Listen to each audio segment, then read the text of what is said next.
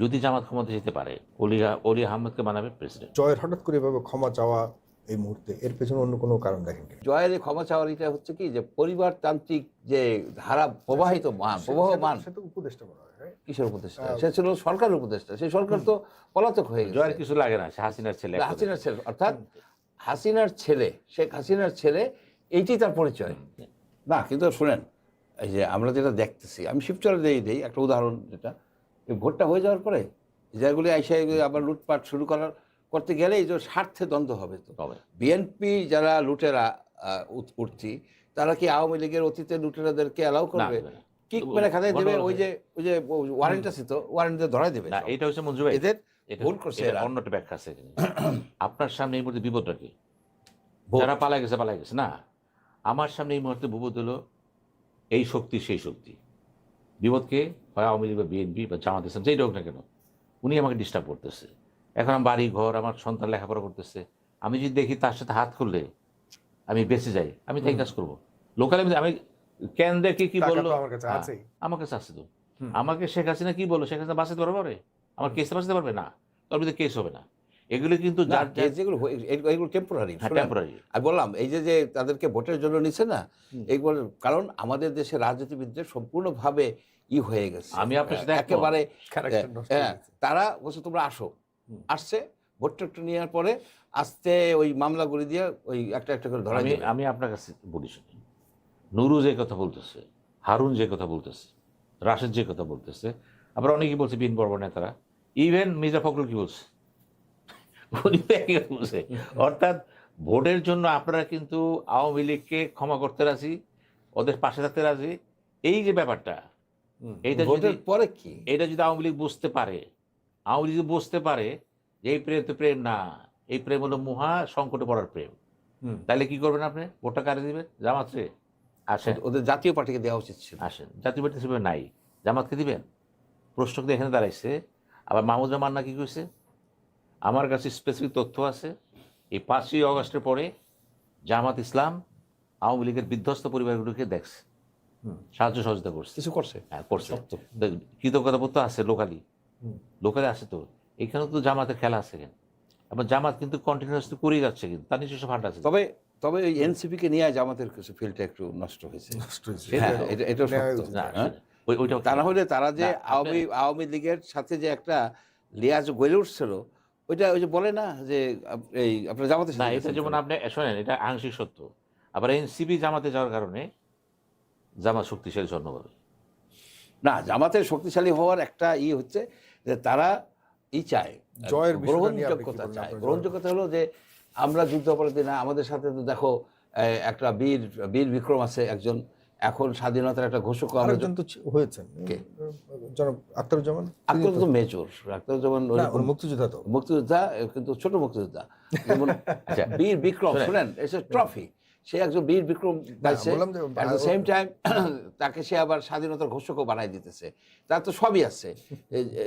শুধু তাই না, শোনেন, আমার কাছে এমন সব তথ্য আইতেছে, সত্য তো জানি না, যদি জামাত ক্ষমতা যেতে পারে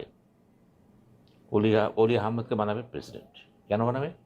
সে ক্লান্ত চেষ্টা করবে যে জামাত ইসলাম এই কম্বিনেশনটা দেখেন আপনি। সত্য মিথ্যা জানি না, হইতে পারে, কারণ জামাত তার অতীতের গ্লানিটা মোচনের জন্য এক কথায় বলে দিছে, তখন আমরা জীবিত ছিলাম না, জন্মই হয় না আমাদের, যা জন্ম এখন জন্ম তো পলাশির যুদ্ধের সময় তো জন্ম হয় না, আমারও হয় না, আপনারও হয় নাই, আমরা ইতিহাসটা জানি না। আসল কথা হচ্ছে কি, জামাত ইসলাম যদি গ্রহণযোগ্যতা, রিয়েল গ্রহণযোগ্যতা চায়, তাহলে বাংলাদেশের মুক্তিযুদ্ধের ইতিহাস তাদের পড়া উচিত, ভালোমতো পড়া উচিত। অ্যাট দ্য সেম টাইম তাদের যে ভূমিকা যাদের ছিল, সেই ভূমিকাকে সঠিকভাবে বিচার করা। জাস্ট 2 লাইনে যদি শেষ করেন, জয়ের হঠাৎ করে এভাবে ক্ষমা চাওয়া এই মুহূর্তে, এর পেছনে অন্য কোনো কারণ দেখেন কিনা? প্রথমত জয় এই পার্টির দেখেন, জয়ের ক্ষমা চাওয়ার এটা হচ্ছে কি যে পরিবারতান্ত্রিক যে ধারা প্রবাহমান। সে তো উপদেষ্টা বলা হয়, right? কিসের উপদেষ্টা? সে ছিল সরকারের উপদেষ্টা। সেই সরকার তো পলাতক হয়ে গেছে। জয়ের কিছু লাগে না, সে হাসিনার ছেলে। অর্থাৎ হাসিনার ছেলে, শেখ হাসিনার ছেলে, এইটি তার পরিচয়।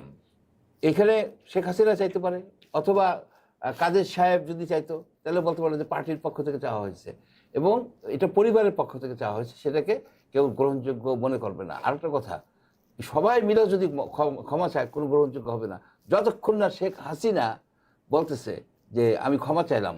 ক্ষমা কি, যে তাও ঠিক আছে, তোমরা একটা তদন্ত করো, কার কি দোষ, আমার দোষ হলে আমাকে তোমরা বিচার করো, সেটা না বলে সেই যে কি তত্ত্ব, এই জঙ্গি তত্ত্ব, এইটা সেইটা হাবিজাবি অনেক কিছু, এটা হাজার হাজার লক্ষ লক্ষ লোক নামে পড়ছে, সবাই কি জঙ্গি ছিল? সবাইকে ষড়যন্ত্র করে আপনি যখন এই যে এখানে করছেন, ব্যাপকভাবে টকশো করছেন, সেইটা কি আপনার ষড়যন্ত্র করে করছেন? আপনি তো জানেন যে কিভাবে আপনারা কাজ করে গেছেন। নিউ ইয়র্কে কাজ করছে, ওয়াশিংটনে কাজ করছে, আপনার সেই মিডল ইস্টে কাজ করছে, লোকজন সব এক হয়েছে। কেন? যখন মানুষকে হেলিকপ্টার থেকে মারা শুরু হলো, যখন পাখির মতো মানুষ মারতেছে, তখন কিন্তু মানুষ স্বতঃস্ফূর্তভাবে হয়েছে। এখানে ইউনুস সাহেব যে বলছে না মেটিকুলাস ডিজাইন মানে কিছুই না।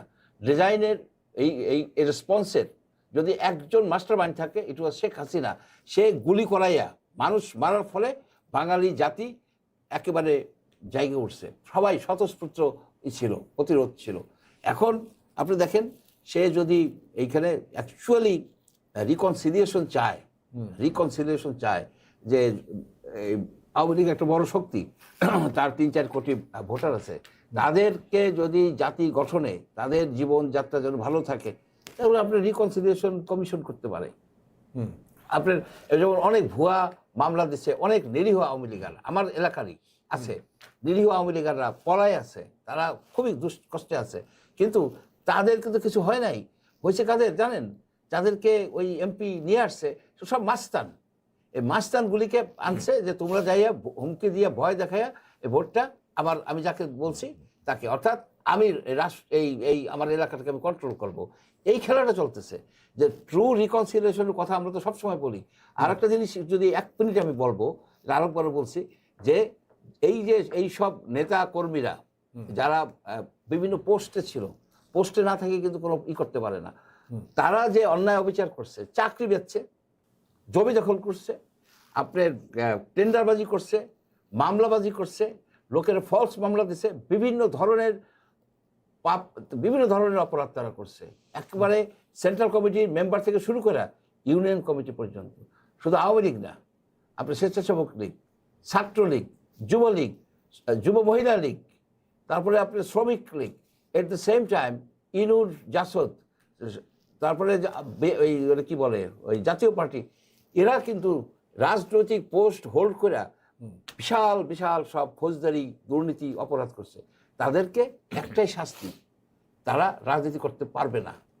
এর জন্য একটা আইন ছিল, ইলেকটিভ বডিজ ডিসকোয়ালিফিকেশন অর্ডার। এইটা দিয়ে আপনি করে দেন, তাহলে তারা জাতীয় নির্বাচন, স্থানীয় নির্বাচন এবং স্কুল কলেজের যে কমিটি হয়, কোনো কিছুতে যেতে পারবে না।